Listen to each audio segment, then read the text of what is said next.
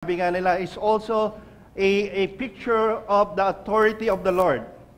And also the way the Lord uses to take an oath of His promise to His people. And also when you hear the hand of God, it is something that the Lord's plan for redemption to His people. Kaya mapapansin nyo, during the Israelite time, the Lord's hands is with them. But this morning, allow me just to get deeper doon po sa pagpapalang kamay ng Panginoon. Ano po?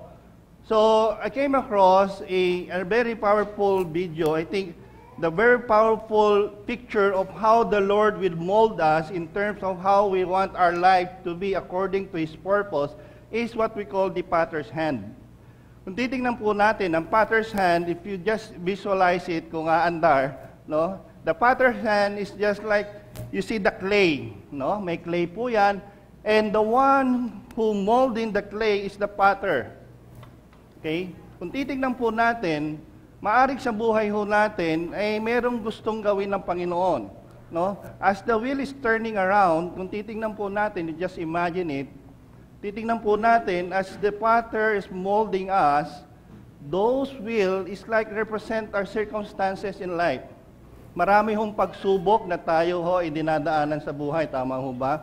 And of course, alalahanin din po natin yung ating mga kapatid doon po sa farther north, no, na tinamaan po ng bagyong Lando, and they're really devastated. But I think the Lord's hand continue to move on that place. Marami din ho natin, makikita ho natin yung mga bundok, no, na yan po ay mga troso sa bundok ay bumaba. These are all man's fault. Di ba? So makikita natin, but there's really been, nandun ba ho ang kamay ng Panginoon? As we look at the picture of the potter's hand molding the clay, gusto ho ng Panginoon Diyos na tayo po ay maging useful. Tama ba? Sabihin mo natin, useful.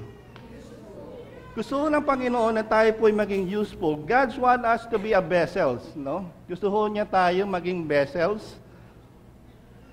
Gusto niya po tayo maging vessels. Ayaw lumabas. God wants us to be a vessel. Pag sinabi yung vessel, it is something God wants us to put something good. Hindi ho ginawa tayo ng Panginoon Diyos upang tayo maging maganda lang sa paningin ng tao. Kung yun lang po ang purpose sa Panginoon, we are just pwede ho tayong i-display sa mga museum at tayo yung napakagandang creation ng Panginoon. But hindi ho yun ang design ng Panginoon sa ating buhay. Ang design ng Panginoon sa ating buhay ay tayo po ay Kanyang magamit. Tama po ba? Kung gusto lang ho ng Panginoon na tayo po ay maging maganda, ay madali naman po yan. No? Kaya niya, God make all things beautiful in His time. Baka iniisip nyo, hindi pa ako maganda ngayon. Sabi nga ng Panginoon, in His time. Hindi mo pa time. Di ba? So, I believe God wants to use us as a vessel. Something that is very useful. Naalala ho, sabi ni Apostle Pablo in 2 Corinthians 4:7, sabi niya po dito, if you have your Bibles with you, 2 Corinthians chapter 4, verse 7, ang sabi niyo dito, we have this treasure from God, but we are only like a clay jar that hold the treasure. This is to show that the amazing power we have is from God and not for us. Nga ba?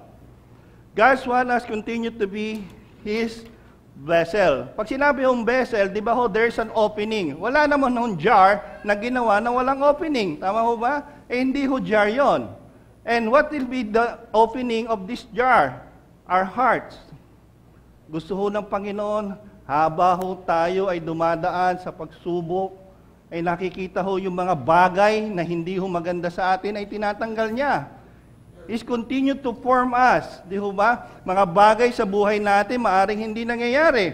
But why I'm talking all about this? Because I want to emphasize, mga kapatid, that kung ang isang bagay, if we want to be successful in this lifetime, we need to ensure that whose hand is holding us. Tama ho ba? I gave one illustration to you, para hindi gumagana ang aking illustration to you. It depends whose hand is it. If I'm gonna share to you a $6 baseball ball, titingnan ho natin, this is just $6 ball. But whose hand is this? When Mark McGuire learn how to play baseball, he is earning around $90 million a year for this ball. And whose hand is this? I also believe if you had a basketball ball in the hands of Michael Jordan, it can earn you around $33 a year. Mas matindi ho ang Pilipino. Hindi ho tayo papatalo. Manny Pacquiao glove is cost around a little as $20. But the last fight he did with Mayweather, he earned close to $120 million a fight. And whose hand is it? Tama ho ba? Are you getting my point? Ang buhay ho natin, mga kapatid, no? Nasaan? Remember, in the Bible, there are 2 fishes and 5 loaves, and there are thousands of people gathered, watching and trying to hear God's word through Jesus Christ. And what the Lord did, He multiplied it. It turned it to feed thousands of people. And whose hands is it? Mga kapatid, sa umagang ito, I want us to reflect on our life as well. Ano ho ba? Saan natin isinasalang-alang ang ating mga concern? Our worries, our dreams, our hope, and even maybe our health, our physical condition right now. Nakanino bang mga kamay, nakasalalay ang isang tagumpay of being victorious on them? And I believe I will continue to emphasize on this morning that it depends really on God's hand. Wala na hong iba na makaka-assure sa atin about the Lord's divine power. Remember, God created us and He formed us. Tama ho ba? Even before the creation of the world, God formed us in His hand. We had all authority. Kaya nga po doon sa ating pag-aaralan this morning about Acts 11, makikita ho natin dito how the powerful hand of the Lord blessed their servant, the disciple, the believers, to spreading the news through the Antioch, doon po sa Antioch city, no? The Antioch church. With all authority, the Lord's hands is always with us to carry His mission.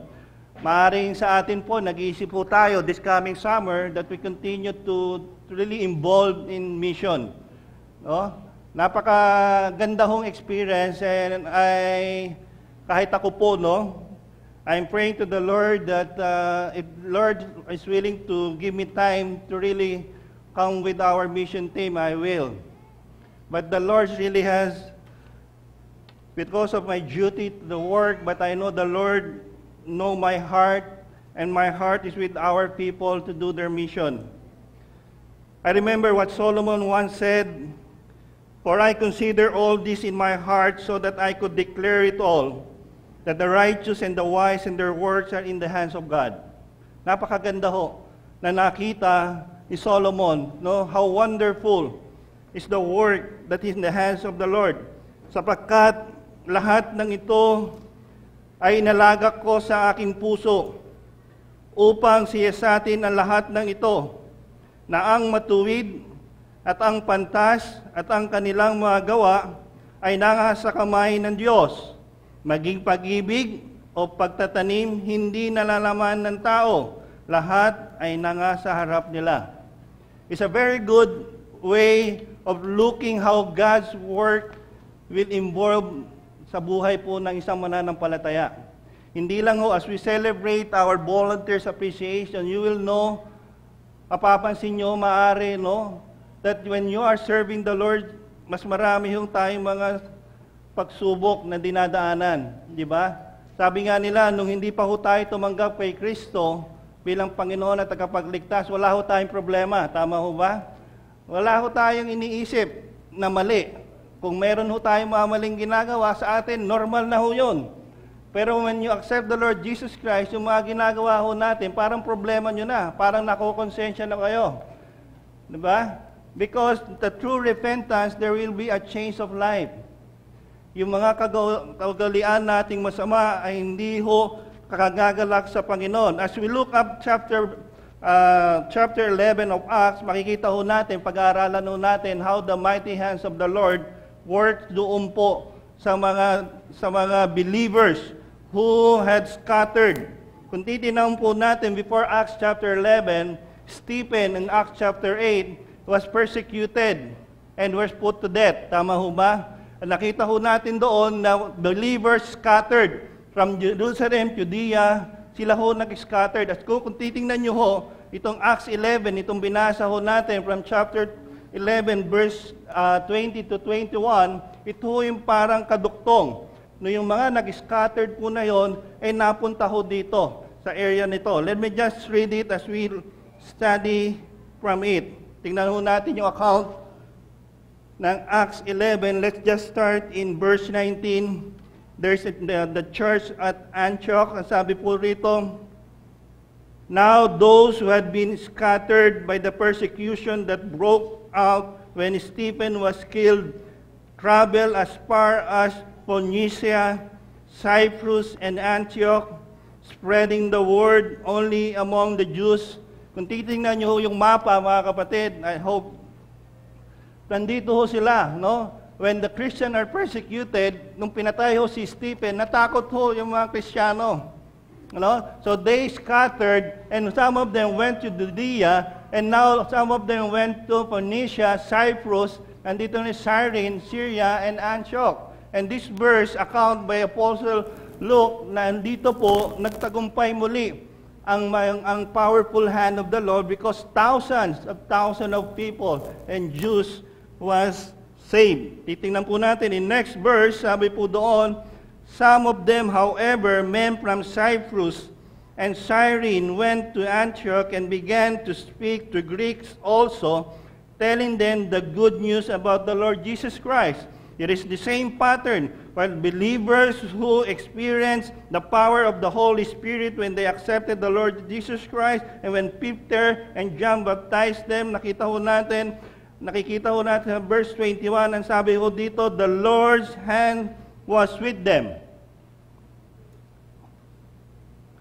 And a great number of people believed and turned to the Lord. Nakikita ho natin kung nasaan ho yung mga believers with the power of the Holy Spirit, they are being empowered. Nakikita ho natin, napakagaling ho ng ginagawa ng Panginoon. At titiyakin ho natin na ang Panginoon ho, pag may pinagawa ho sa atin, ay Kanya hong tatapusin. Sabi nga ho natin, when God started a good work in us, He is faithful to finish it until its completion. Kaya makikita ho natin, ito pong Antioch Church, remember, as we move forward in 11 to 26, makikita ho natin that the Antioch believers were called the first Christian church. No? Ito po yung matawag ko sa kanila, Christ followers. Sila po itong church na to, yung mga believers who dito was called Christian. Makikita nyo sa Bible, this is the first account that they were called first Christian. Nung mga panahon na yun, pag tinawag ko kayong Christian, you are being abused because you are a believer of Christ and they want to really persecute you. No? Nandun po yung persecution. Kung titingnan po natin, Antioch, no, is a church. It is a church inside the capital Roman province ng Syria and Phoenicia. In Paul's day, ito pong Antioch is the capital ng Roman province. It is the third largest city of the Roman Empire. Napakarami hong Jews. Sabi ho mga theologians, there are the most number of Jewish people living in that area during those time. Kahit na sa buong mundo, dyan ho sa city na yan. Ang dami hong conversion. As we finish Acts 11, makikita nyo ho doon, every day, minention ho doon, with Barnabas and Saul, which is Paul, continue to spread the good news at parang araw-araw ho may revival doon. Ang nangyayari ho, lahat ng ginagawa nila, thousands and thousands of people had been converted to the Lord. Naalala ko, sabi ho dito ng Panginoong Hesus kay Pedro. Ang sabi niya ho dito, I tell you, you are Peter. On this rock I will build my church, and the gates of hell shall not prevail against it. At sinasabi ko naman sa iyo na ikaw ay Pedro. At sa ibabaw ng batong ito ay itatayo ko ang aking iglesia, at ang mga pintuan ng Hades ay hindi magsisipanaig laban sa kanya. Ito ho yung assurance na binigay na Panginoong Hesukristo kay Peter. Kahit sa kanyang kamatayan, hindi magwawagi ang kaaway, bagkos titiyakin ng Panginoon na ang kanyang iglesyang itinayo I will come to completion until it's finished. Sa second coming ni Lord, at nakita ho natin that the Lord really wanted all His children to do and serve through the ministries. Naalala ko tuloy ang illustration ng isang apple. Kung ang isang mansanas, kung titingnan ho nyo isang mansanas, lalo lang itong Christmas season, napakasarap po ng mga mansanas. Di ba? When you cut and slice an apple, you can see maybe around 3 or 4 seeds on it, right?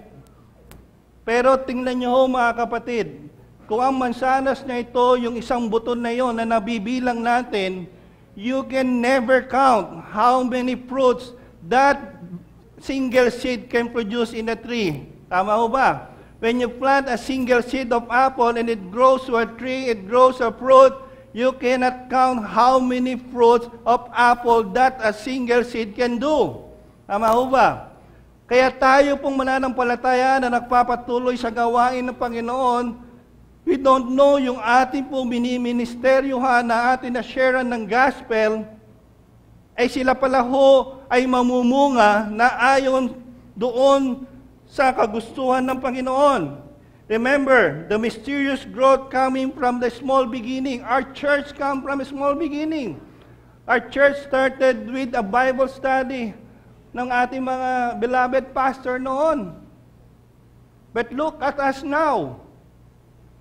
God has continued to bless our church as God used us by spreading the gospel to the unbelievers.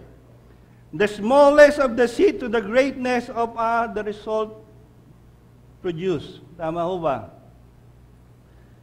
Ni-imagine ko noong mga panahon na yon, wala pa ho tayo dito, the Lord's hand is with us. We're really praying for the church with just a handful of people, less than 50 people of this church. Wala hong milyonaryo, isa lang hong bilang ko ng milyonaryo doon eh.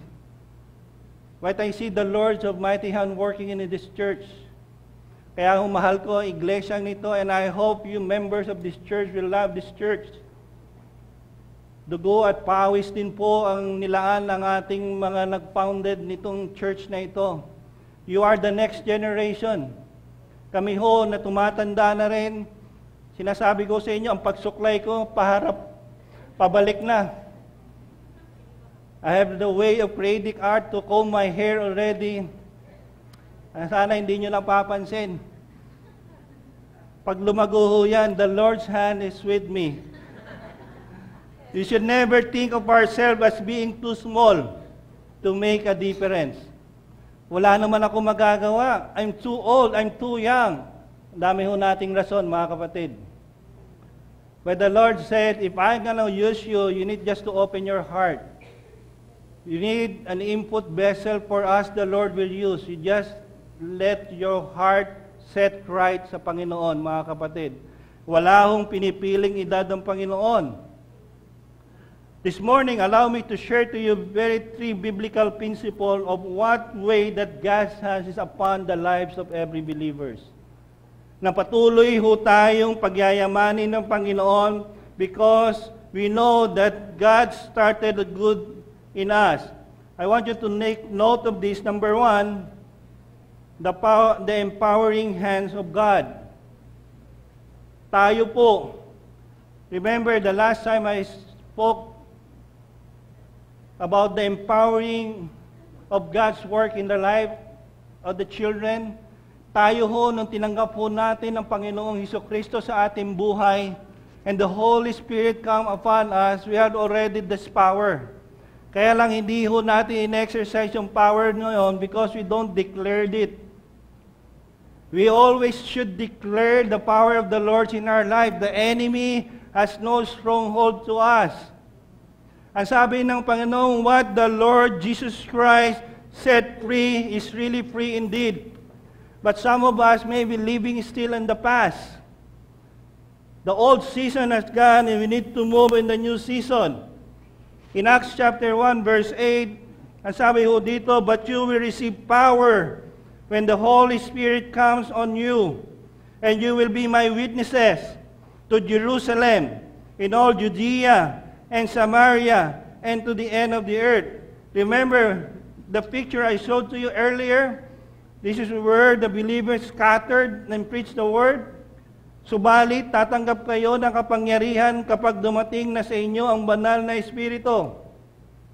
Kayo na magiging mga patotoo sa akin sa Jerusalem, sa buong Judea, sa Samaria, at sa pinakamalayong bahagi ng lupa. And what is this power for? Power for what?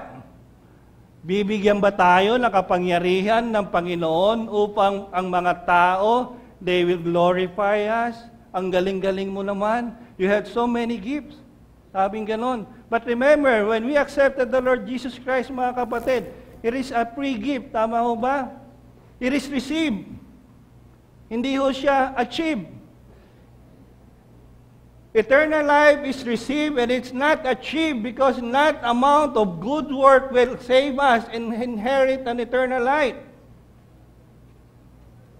And what that's power for what? I want to emphasize this morning the power over sin. Dahil yan po tayo nag-struggle eh. Nag-struggle po tayo dito. But remember, the power over sin, we need to keep our freedom.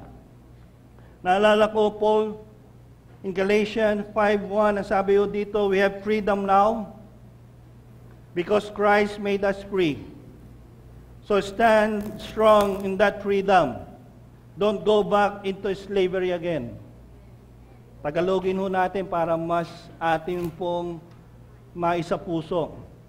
Tayo ay pinalaya ni Kristo. Magpakatatag kayo sa kalayaang ito at huwag ninyong hayaan ang sinuman na dalhin kayo muli sa pamatok ng pagkaalipin. The very controversial question I want to share to you this morning is, why do Christians still sin? Or why do I still sin? Bakit tinanggap na natin, sinabi ng Panginoon in His Word, when the Lord freed us, you are free indeed. But again, mga kapatid, tignan ho natin ang perspective dito. We are sinners, right?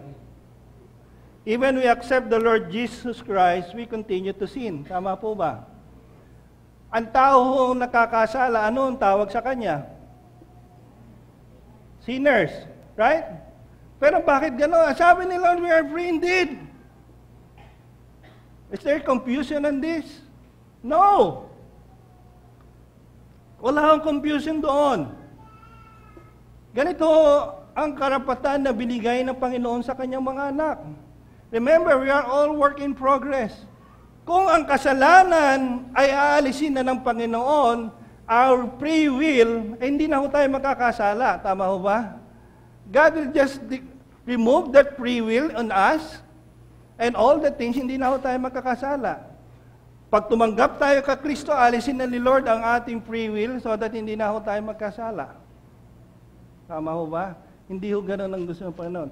But what God assured us, mga kapatid, to those who believe and put Christ as Savior in their life, you are being justified through your faith. The blood of Christ has already paid for you. The difference for us to the unbelievers is that our Lord has already promised us that we have eternal life, and through our sin we are being forgiven. Kaya nga po makikita ho natin, nung tumanggap ho tayo sa Panginoon, mas marami ho tayong problema sa buhay. Di ho ba? Kasi nga ho, nung tayo ho doon sa kasalanan, when we are still living in sin, whatever we do, there's no problem. Because sanay na po tayo eh. But slowly, when we receive the Lord Jesus Christ in our life, some really bothers us already. Those things, no, na gusto nating gawin na masama, tingnan nyo, isipin ninyo, 10 or 15 years na tayong Christian, but there are things in our life that we continue to do. Tama ho ba? And God has not given us a license to sin. No. Bakit? Pag binigyan dahil tayo anak ng Diyos, may karapatan na ho ba tayo magkasala dahil patatawarin? God is not giving us a license to sin. What God is giving us to open our eyes that God is merciful. He is gracious. Anak ka ng Diyos at gusto ng Diyos na ikaw ay mapabuti. Remember, sabi ni Apostle Paul in Romans 2 and Romans 3:23, Romans 3:28, therefore there is now no condemnation for those who are in Christ Jesus. Nahirap po bang intindihin? Napakasimple. There is a promise. Ngayon nga'y wala nang anumang hatol sa mga anak kay Kristo Jesus. Can you hear an amen on this? Are you not glad that you have no condemnation through Christ? Pero bakit parang tayo ay non-victorious in our life? Remember, yun ang kasalanan, ang kabayaran ng kasalanan ay kamatayan. But God has assured us that there is no condemnation. As we continue to walk in the Lord, as we continue to abound in God's grace, the more we grow in grace, the less simple we become. Tama ho ba? Because only through God's grace that we should live our lives so that when those simple nature of ourself, of our old self, ay hindi na ho natin madala. The more we grow in grace, the less simple we become. Proverbs said 24:16, ang sabi ho dito, good people might fall again and again, but they always get up. Yun yung kagandahan ho sa mga anak ng Diyos. No? They get up. Pero yung mga wicked, unbelievers, they are defeated and always on their trouble. Tagalagawin ho natin, sapagkat ang matuwid ay nabubuwal na makapito at bumabangon uli. Kayo ho ba ay bumabangon uli sa inyong mga pagsubok? O ayaw nyo nang bumangon dahil hindi nyo na kaya? The Lord says in His Word, kahit ilang beses kang bumaksak sa iyong mga kasalanan at ikaw ay patuloy na humingi sa Panginoon na kapatawaran for you to be changed, tayo babangon muli. Ngunit sa masama ay mabubuwal sa kasakunaan. Number 2, mga kapatid, I want us to put this in writing. The way the God's hands upon the lives of every Christian is that there is a protecting hand of God. In the Bible, it is called the Jehovah Nissi. God is my protector. Is God your protector, mga kapatid? Isaiah 51:16, the Lord says in this, my servant, I gave you the words I want you to say, and I covered you with my hands to protect you. I did this to make a new heaven and earth, and so that you would say to Israel, you are my people. At inilagay ko ang aking mga salita sa iyong bibig, at tinakpan kita sa lilim ng aking mga kamay. Wow! Upang aking mailadlad ng mga langit at mailagay ang mga patibayan ng lupa at magsabi sa Zion, ikaw ay aking bayan. Do you still remember last year when a Palestine's terrorist launched a missile to destroy Israel? If you never heard of this story, I want to share this story because in this, we'll see the power and supernatural power of hand working in the country Israel. It was July 2014 when Israel Iron Dome defense system failed to take out the incoming missile. Ito pong Iron Dome defense system, this is an anti-defense technology. Kung meron hong rocket na ipapadala ang kalaban, this will intercept and will just kill it in the air. Ngunit nag-fail po yung defense ng Israel. Ang dami hong missile ang pinadala ng mga terrorists. But look what happened. Ano yung great story? The headline, "Their God changed the path of our rocket in mid-air," said the terrorists. It was reported. I want to share this with you so that you will be able to really comprehend that until today, the Lord's hand is working to the lives of His people. It was reported that when one of the terrorists from Gaza was asked why they couldn't aim their rocket more effectively, ang sabi yun ng terrorist, and he replied, "We do aim them, but their God changes their path in mid-air." Amen? Can you give the Lord a big hand? I was really amazed when I'm doing this sermon this morning of how the Lord will really do miracle. Nakita ho natin kung paano pinoteksyonan ng Panginoon ng bansang Israel. And I still believe that God will continue to protect His people, especially those who serve Him, who is faithful and just to complete the task that the Lord has given to them. Another amazing story about the hands of God in Israel. There are 100 rockets launched from Gaza, but all of them fall within Gaza. Have you seen the powerful hand of the God? They're trying to destroy God's country and God's people, but God's hand is protecting them. What more tayo, mga kapatid, sa buhay ho natin? If we continue to obey the Lord, follow His word, serve His church into the ministry, our topic today that the Lord's hand is with us.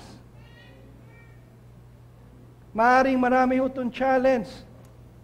Even I change challenges in my ministry. But I look into the Lord. No man can defeat a victorious man already. Ang taong victorious na anak ng Diyos ay hindi na magagapi. We need to stand firm on our faith. The protecting hands of God is able to keep us safe in the midst of our enemy. There may be personal enemies in our life. Remember, ito hong nangyari sa Israel. I remember in Psalm 121:4 said, Israel protector does not get tired. He never sleep. Wow! Ang tagal na ho nitong gera, kundi napakalito ng Israel, napapalibutan ho ito. No, kung ito'y sama-samang lusubin, wala hong magagawa ang Israel. But ang tagal na ho nito. Kasi ho, meron hong itinalagang oras ang Panginoon for all of this. It is only God will end all of these things. Sabi niya rito, narito, siya nag-iingat ng Israel, hindi iidlip ni matutulog man. Hindi ho iidlip ang Panginoon sa atin, mga kapatid. Baka tayo ho, inaantok na ngayon. Sikuhin mo yang katabi mo. Sabihin mo, ang Diyos ay hindi na iidlip, huwag kang maiidlip.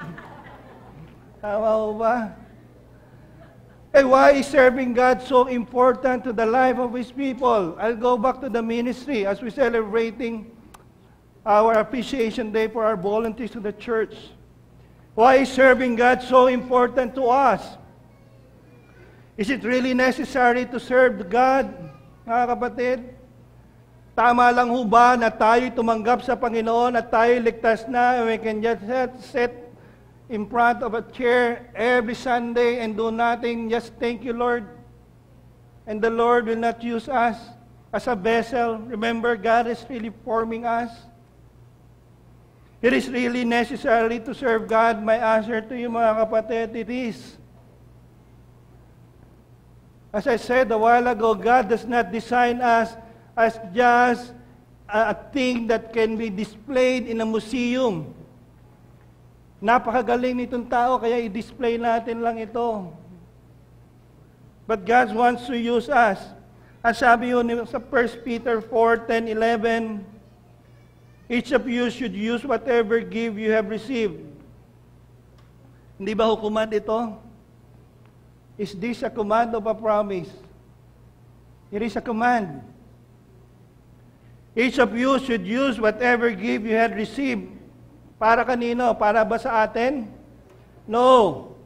It is received to serve others as faithful stewards of God's grace in various forms. If anyone speak, they should do so as one who speak the very word of God. If anyone serve, they should do so with their strength that God provide, so that in all things God may be praised through Jesus Christ. Napakaganda ho. Tagalogin ho natin. Ayon sa biyaya na tinanggap ninyo, ay ipaglingkod nyo sa inyong kapwa. This is really a command. The gift that we have received from God is for us to use it, to serve others. Maglingkod kayo gaya ng mabuting katiwala sa magasanganang biyaya ng Diyos.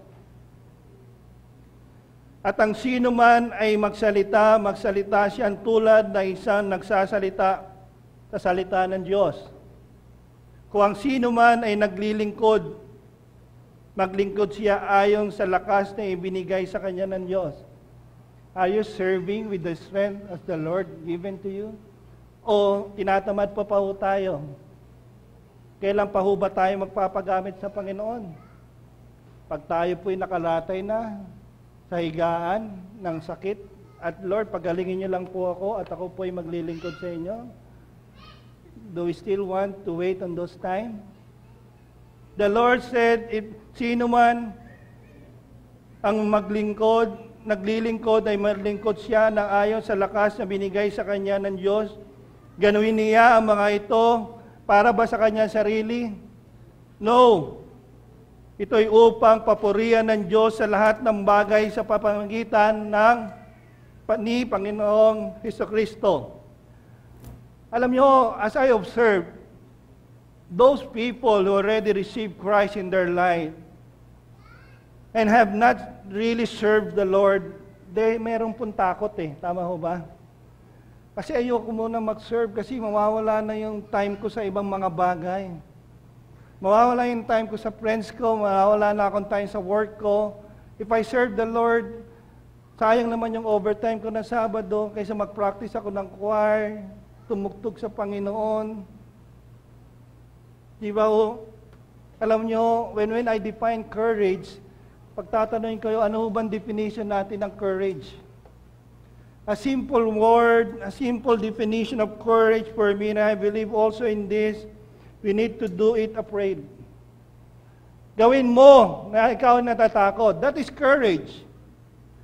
Dahil pag hindi mo ginawa, andun pa rin you are fearful to the Lord. You are fearful that the Lord will not continue to protect to you. Courage is do it afraid. Gawin mo na may takot, okay lang po yun. Natakot dahil ako nung umpisa din ho, nung ako'y nag-serve kay Lord. Ako'y nasa likod lang, katulad ng iba sa inyo dyan. Minsan nakakaantok pa, natutulog pag ang preacher ay nakakaantok. Totoo po yun. But I was so afraid to serve the ministry because I know there are a lot of my time will be eaten by this. There are lots of my dreams na hindi ko ma-accomplish. I have plans for my family. I have plans for my parents. Paano ko magagawa lahat ng mga ito? But you know, God works in a mysterious way.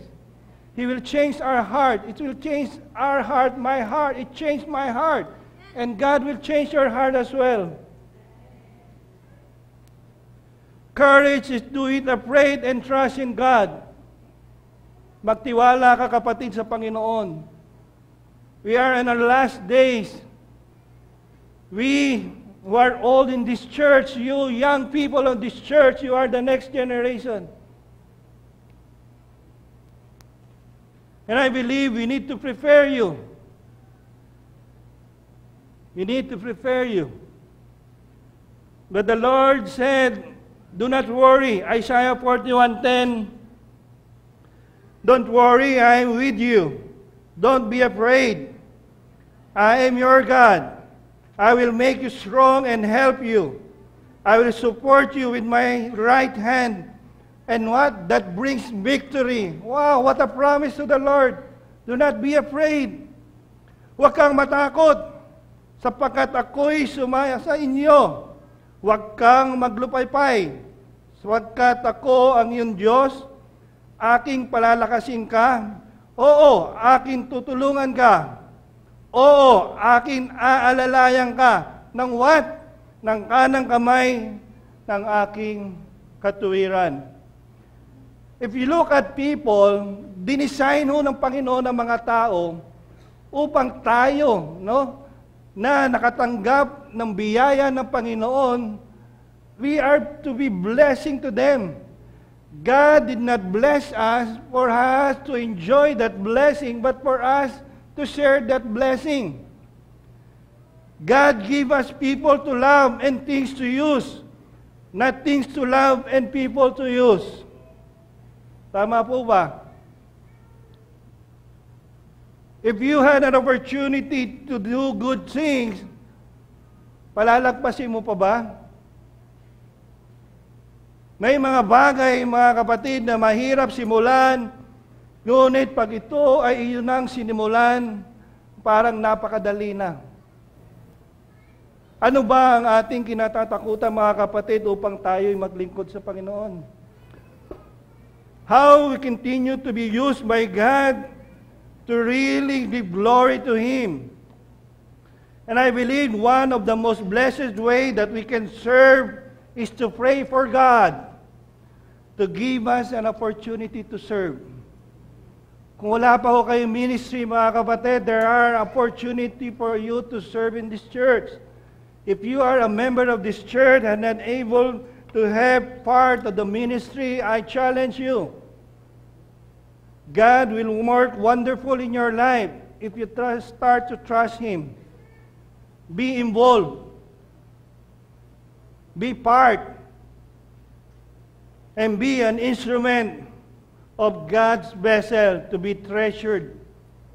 Number 3 and last, the way God's hands upon the lives of every believer or Christian is that the providing hands of God. Jehovah Jireh. I remember Abraham memorized this Jehovah Jireh because he said that God provides. Remember when he is about to sacrifice Isaac to the mountain, God provides a ram, right? To be the perfect sacrifice. And God is a God who provides. Amen po ba doon?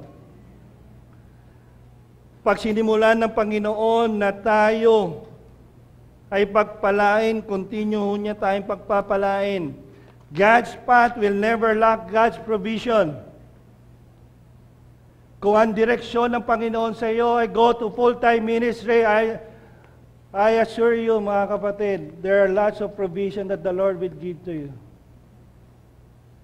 Marami ho sa atin dito na tinawag ng Panginoon sa atin ng full-time ministry.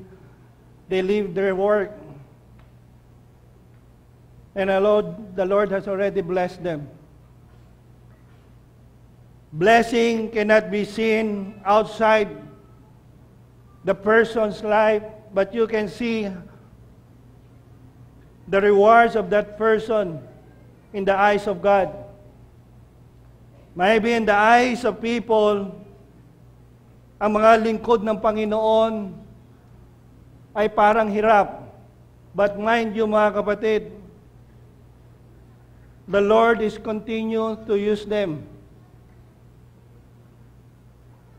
Maybe not on their personal life, but through their families. Ang kanilang mga anak ay patuloy na pagpapalain ni Lord. Yung mga nagpapastor, di ba, nakita nyo, the testimonies, Pastor Charles here. Ang sweldo niya, magkano? 700 sa Malabon. Pag nagpipreach, yung mga tao nakaupo sa baha, pag dumaan ng kotse, umaangat ang kanilang mga likod. Pasalamat po tayo mga kapatid. Noon nandun po tayo sa Malugay, we're praying, Lord, bigyan nyo kami ng aircon, pupunuin ho namin ito.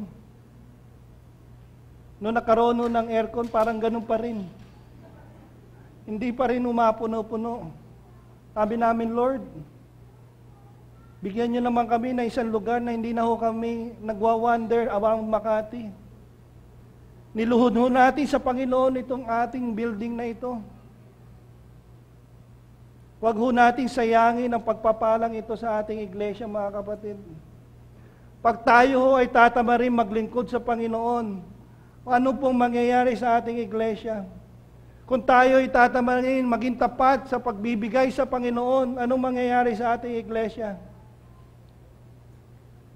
God has never lacked God's provision to His children. If you want to be a channel of blessing the Lord, open your hands. How do you think God wants us to live our lives?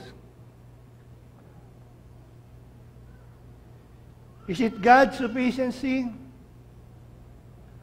or our self-sufficiency?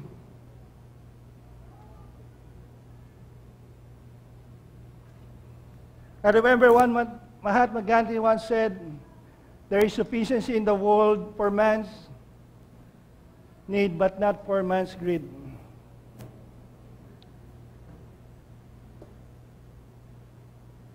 I want you to show this video. I hope it will be working for the last time. If God has given us an opportunity, a wish in our life,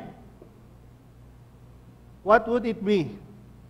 Pag binigyan ka ng Diyos ng pagkakataong humiling na isang bagay sa buhay mo na very critical sa inyong buhay, what would it be?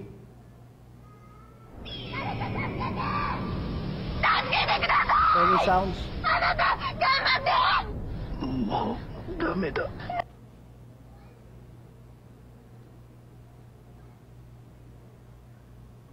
何言ってるの？諦めちゃダメ！今までありがとう。神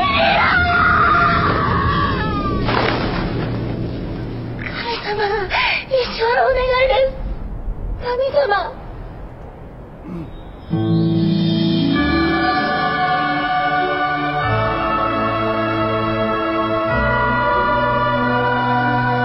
そなたの望みを一つだけ叶えてあげよう。助かった。あなた！20歳の肌にしてください。え？ Excited? 20歳の肌になる。エステワム。Ayun. Ayun. Gusto niya palang mas bumata. Bakit ko pinakita ito mga kapatid? Maybe there are times in our life that it is your precious moment with the Lord. And the Lord said, anong gusto mo anak? Can it be a selfish prayer? Or something, a prayer that give glory to God? Di ba? Ako, every time I pray to the Lord, every time I stand in front, sabi ko, Lord, I'm not a good preacher, but I know you will use me. Hindi ako magaling magsalita. But ang alam ko lang, ang aking sinasalita ay galing sa salita ng Panginoon. And I want to share to you the heart. Because when we obey the Lord, God assumes full responsibility for our needs. When we obey Him. Hindi ho tayo pagkukulangan ng Panginoon kung tayo ho ay ating isinasapuso at isinabubuhay ang responsibilidad na ibinigay po sa atin. Pagpasalamat po tayo sa leaders and volunteers of this church dahil po sa kanila, their responsibility of serving the Lord through their obedience has blessed them already and has blessed you. And God will continue to bless this church. Whoever the Lord will put in them, in this church. Ako, ang prayer ko, the Lord will bring to us a pastor within our church. Para na hindi tayo nag-i-invite. Di ba? Magpa-train po tayo. My heart is really for some of the leaders of the church to go to training. I'm working closely to some of the pastors because I already know that this is already my responsibility to this church. Naalala ko sabi ni Apostle Paul, 2 Corinthians 9:8, and God is able to make all things grace abound to you, so that having all sufficiency in all things and all time, you may abound in every good works. It is always God's sufficiency. Magagawa ng Diyos na pagsaganahin ng iyo ang bawat biyaya upang sa lahat ng paraan ay magkaroon kayo ng kasapatan at sumagana kayo sa bawat mabuting gawa. Ang challenge kayo, have you ever desired God's hand upon your life and the ministries? Minimithi ho ba natin na mabigyan ng pagkakataon ng Diyos na tayo ay maglingkod sa Kanya? Even tayo ay bata, matanda, wala hong edad ang ministry. I want to challenge this. Allow God to form you and use you for His glory. Do not counteract with the Lord. Do not react what the Lord will be doing to your life. Hindi pa ho siya tapos sa atin.